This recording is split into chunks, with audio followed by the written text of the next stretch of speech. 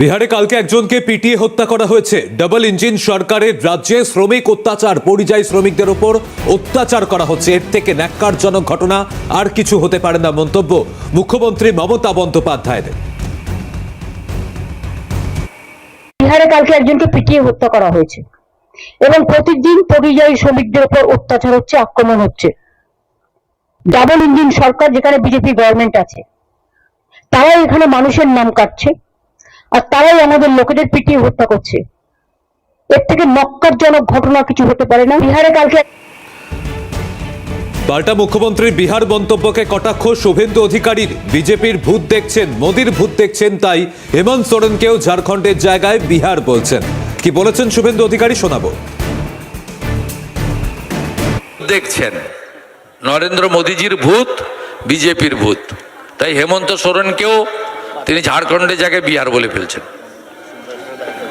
অবিলম্বে চিকিৎসা দরকার এবং সবচেয়ে ভালো চিকিৎসা হয় রাঁচিতে। দেখছেন নরেন্দ্র মোদীজির ভূত।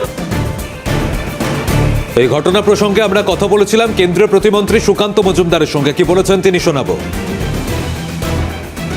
এটাই এখন প্রশ্ন তৃণমূল কংগ্রেসের কাছ থেকে করতে চাই। ঝাড়খণ্ডে তো বিজেপি সরকার নেই, তাহলে আপনারা যে বাঙালি বাঙালি ধো তোলেন তৃণমূল কংগ্রেসের নেতারা, তাদের কাছে প্রশ্ন করতে হয়, ঝাড়খণ্ডে তো আপনাদের বন্ধু সরকার, মমতা বন্দ্যোপাধ্যায়ের খাস বন্ধু, তার রাজত্বে এরকম হচ্ছে, তার জবাব তৃণমূল কংগ্রেস দেবে না?